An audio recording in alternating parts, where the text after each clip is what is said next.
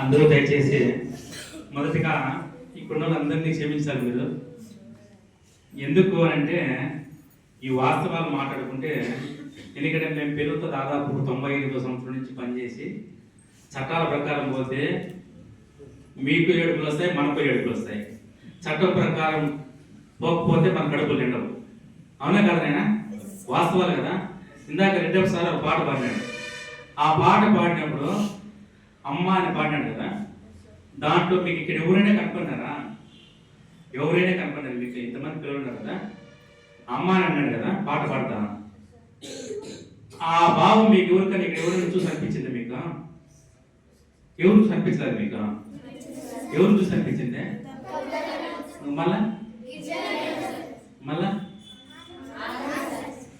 ఇంకా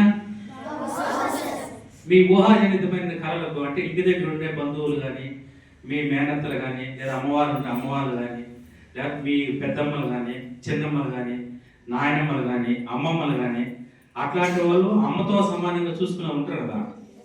ఉంటారా? ఆ భావాలు మీకు అనిపిస్తున్నాయి లేదా? అనిపిస్తున్నాయి. కాబట్టి మీరు అంటే ఇక్కడ సార్ వాళ్ళు ఉన్నారు, పెద్ద సార్ ముందు చెప్పకూడదు, లేదా బాబు సార్ ముందు చెప్పకూడదు.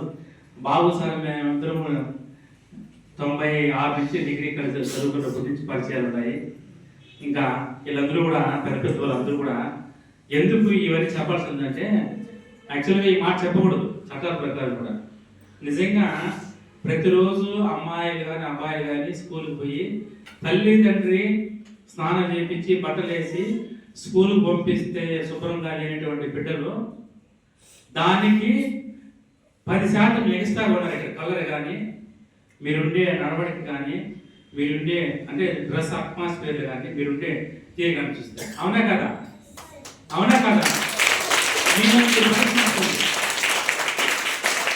మీలాంటి పిల్లలు ఈ గ్రామ పక్కన స్కూల్ ఉంటే మీ పక్కన తెచ్చి కూర్చోబెడితే కదా మీలో కాలు భాగం కూడా వాళ్ళు అపీరెన్స్ కనపడదు.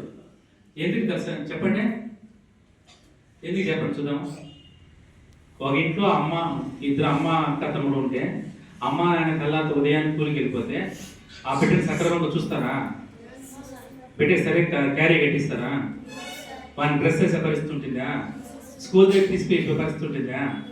కానీ ఇక్కడ ఏం జరుగుతుంది? ఉదయం 5 గంటల నుంచి మీరు రాత్రి పడుకునే 10:30 వరకు కూడా ప్రతి నిత్యము ప్రతి బిడ్డను పర్యవేక్షిస్తుంటారు. నేను ఇందాక 2-3 సార్లు మేము బాబు సార్ మేమిద్దరు 2-3 సార్లు కలిసి తిరిగేటప్పుడు కవిత మేడం ఫోన్ చేసేది.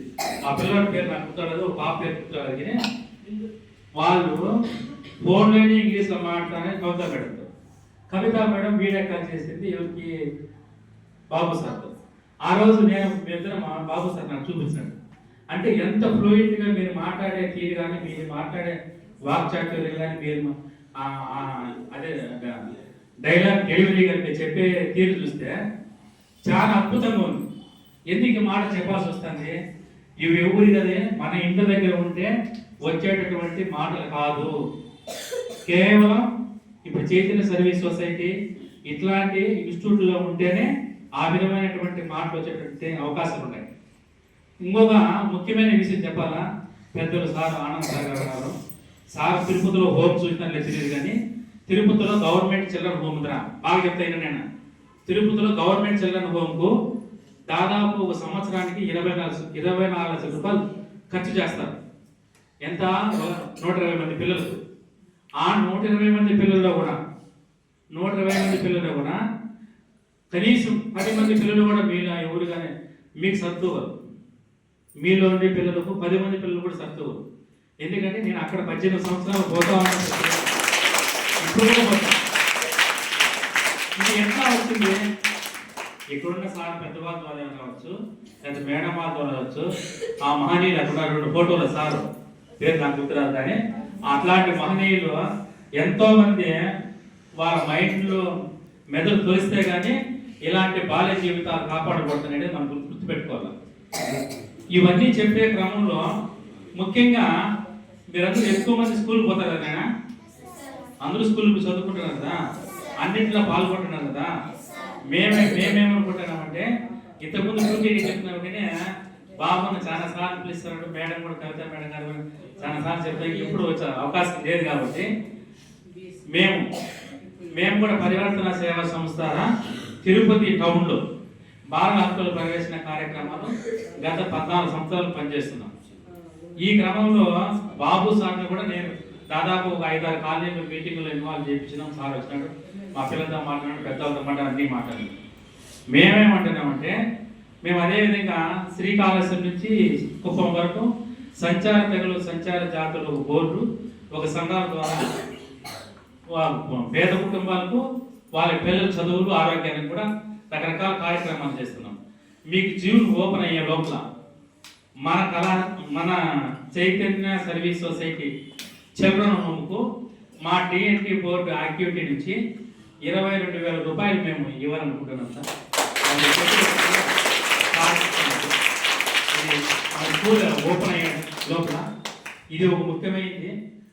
దాంతోపాటు ఇది కాకుండా Tirupati zoo park, science centre ఇక్కడి నుంచి మన వాళ్ళు ఇక్కడి నుంచి తిరుపతి నుంచి తిరుపతి జూ పార్క్ దగ్గర రావడానికి నేను బాబుతో మాట్లాడే రిక్వెస్ట్ అయితే ఇక్కడి నుంచి ఒక ఛార్జీ బేర్ చేసుకుంటే వచ్చే ఛార్జీ మేము ఇస్తాం. అక్కడ లోపల అయ్యే టికెట్ అన్ని మనమే భరిస్తాం, ఎంతమంది బిడ్డలు వచ్చినా. దయచేసి మీరు చేయాల్సింది ఏమంటే మీరు బాగా చదువుకోండి, మీకు తెలియని విషయాలు 10 మంది అడగండి. 10 మందిని అడగడంతో పాటు మీకు నిరంతరం ఇక్కడ అందుబాటులో ఉండే సార్ వాళ్ళు టీచర్ ఉన్నారు కాబట్టి వార్త ఒకటి చెప్పించుకోండి. ఇక్కడ ఈ పాప అని అనుకుంటా ఫోన్లో మాట్లాడుతుంది. ఈ పాప ఎంత బాగా ఫోన్లో మాట్లాడుతుందంటే అన్ని విషయాలు ఫోన్లో మాట్లాడుతుంది. అంటే మేము ఇప్పుడు ఇక్కడికి తిరుపతికి దాదాపు 4 గంటల సేపు జరిగింది. ఇక్కడ జరిగే ప్రతి విషయం వారానికి 10 రోజులకు మాకు తెలుస్తూనే ఉంటాయి, మాట్లాడుకుంటానే ఉంటాం. ఈ మాట్లాడుకున్న క్రమంలో మీరందరూ కూడా బిడ్డలు ఎక్కడ కానీ అరే మనం దారికి పోయే సూట్ వేసుకోండి పిల్లడు, లేకపోతే టై వేసుకోండి అమ్మాయి, లేకపోతే ఇంకా ఇంకో రకమైన కొప్పు వేసుకోండి అమ్మాయి, జీన్స్ ప్యాంట్ వేసుకోండి అమ్మాయి చూసి మగపిల్లలు చినిగిపిడి ప్యాంట్స్ ఒక్క వేసుకున్నట్టు ఒకడు కానీ వాళ్ళని చూసి బహిర్గతమైనటువంటి వ్యామోహాలకు మనం లోను కాకుండా మీ అంతర్లీనంగా ఉన్న మనుషులను ఏకాగ్రత చేసి భవిష్యత్తులో ఇట్లాంటి బిడ్డలకు ఇట్లా ఆనంద సాగులో ఇట్లాంటి మేళాల్లో మీరైనా 10 మంది పుట్టుకొస్తారా లేదా? ఆ విధంగా చేయడానికి మీరందరూ కూడా దయచేసి ఖచ్చితంగా ఆ ప్రయత్నం చేయాలా.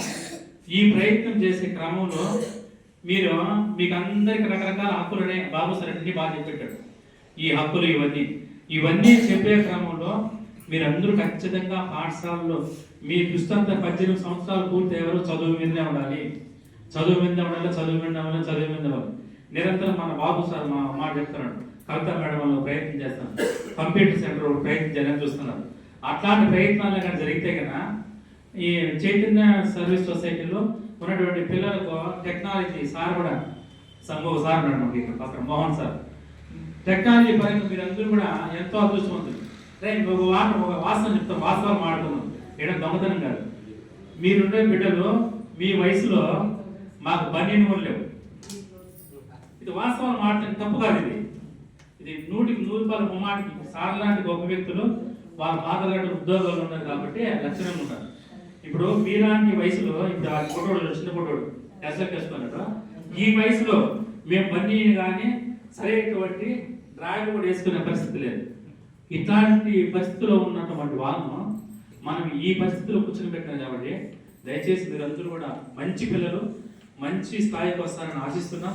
మంచి స్థాయికి వచ్చే క్రమంలో మీకు మా వంతు ఏ ప్రయత్నం ఏ అవసరం ఉన్నా మా శక్తి మేరకు చేయడానికి మేము ప్రయత్నం చేస్తాం. మీరు కావాల్సినంత బాగా చదువుకోండి. ఇంకొకటి ఏమంటే తిరుపతిలో జూనియర్ కాలేజీలో కానీ లేదా డిగ్రీ కాలేజ్ కానీ ఐటీఐ కానీ నర్సింగ్లో కానీ ఎక్కడైనా చేర్చాలంటే కాస్త పుస్తకం మనకు పరిచయాలు ఉన్నాయి. కాస్త పుస్తకం పరిచయాలు ఉన్నాయి, అక్కడ చేర్చే అవకాశం ఉంటే చేర్చిస్తాం. ఈ అవకాశాన్ని మీరు అందరూ కూడా ఉపయోగించుకొని చైతన్య సర్వీస్ సొసైటీలో ఆనంద్ సార్ గారికి అదే మేడం గారికి అక్కడ మానేలు పెద్ద సార్ గారికి వాళ్ళ ఆత్మ శాంతి చేరుకోవాలంటే మీరందరూ బాగా చదువుకొని మంచి స్థాయికి ప్రయోజకులయ్యి మళ్ళీ ఈ దారికి పోయేటప్పుడు మీరు ఆఫీసులో అయిన తర్వాత చైతన్య సర్వీస్ ఇక్కడ ఉండాలి లేదా బోర్డు చూడాలి. మీరు చూస్తారా చూస్తారని ఆశిస్తూ మీకు అందరికీ చల్లని దేవుడు. థ్యాంక్ యూ అండి.